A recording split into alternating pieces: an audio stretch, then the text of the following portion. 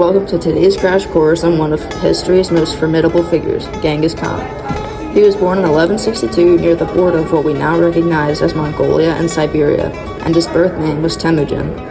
But as fate would have it, he would rise to become the great conqueror of the Mongolian Empire and extend his influence across Asia.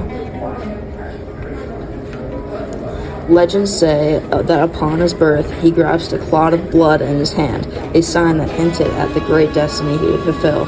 However, Temujin's early life was marked by trials that would shape his destiny. Captured by enemies intent on killing him, he narrowly escaped due to the intervention of a compassionate captor. This experience, along with the abduction of his wife, Bort, ignited a fierce determination within him, one that fueled his quest for power.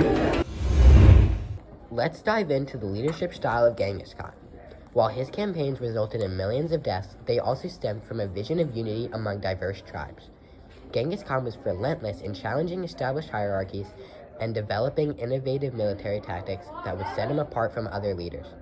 His ability to navigate complexity and communicate effectively made him a brilliant governor of his vast empire. Genghis Khan wasn't just a conqueror, he was a transformative leader. He dismantled traditional clan hierarchies and created a meritocracy. Leading from the front lines, his soldiers had unwavering trust in him, ready to embrace new tactics because they knew he would never ask them to take risks he wasn't willing to take himself. Furthermore, despite his ruthlessness, Genghis Khan respected the customs and religions of the people he conquered, understanding that lasting peace can only be achieved through inclusion and respect.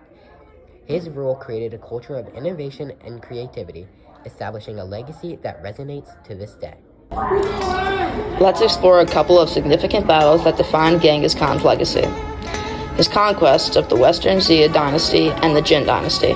The Western Xia, established in 1038, found itself positioned between formidable neighbors, including the Jin dynasty. Genghis Khan first set his sights on the Western Xia in 1205, even before he was declared the supreme ruler of the Mongolian Empire.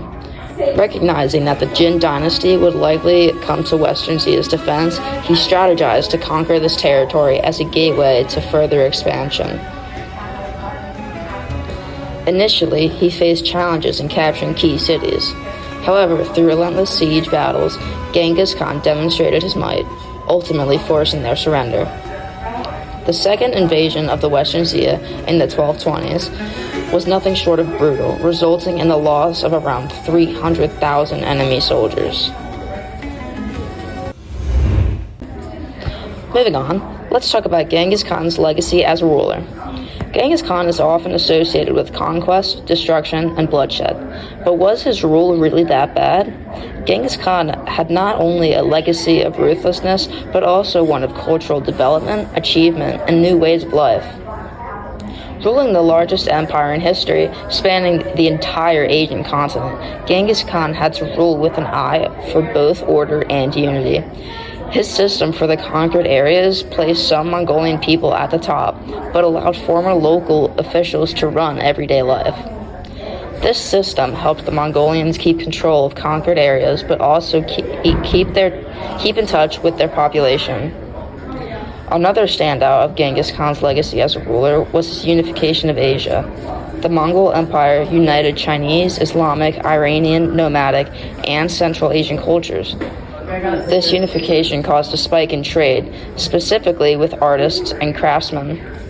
They also had extensive communication, using a method involving horses carrying written messages through a system of stations.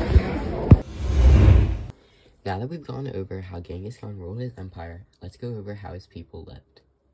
Genghis Khan allowed some local autonomy for his people, meaning he did not have full control over how his people lived, as it differed slightly from Khanate to Khanate. There were 4 major Khanates, each with their own government. For common people, life involved agriculture, herding, craftsmanship, or trade. Cities grew substantially due to increased trade and imperial investment. This increased trade also benefited the common people, but they were still subject to military conscription, forced labor, and sudden commands. Life was difficult for those in the Mongol Empire, but it wasn't all bad. Genghis Khan promoted people based on merit rather than promoting people based on background. Also, religious tolerance was a major aspect of his empire, even providing tax exemptions for religious leaders and protecting sacred institutions. This openness of religion allowed the Mongol Empire to acquire new ideas and innovations. Genghis Khan also had a justice system for his empire. The Mongol justice system was based on loyalty, discipline, and respect.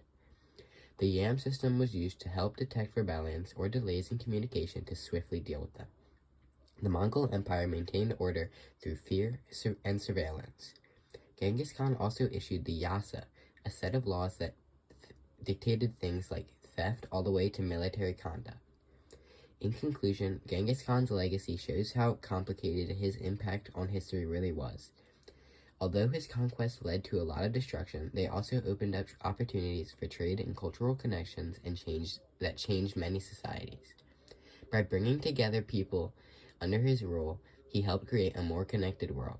Genghis Khan's life is a reminder of how one person's actions can shape history in big ways.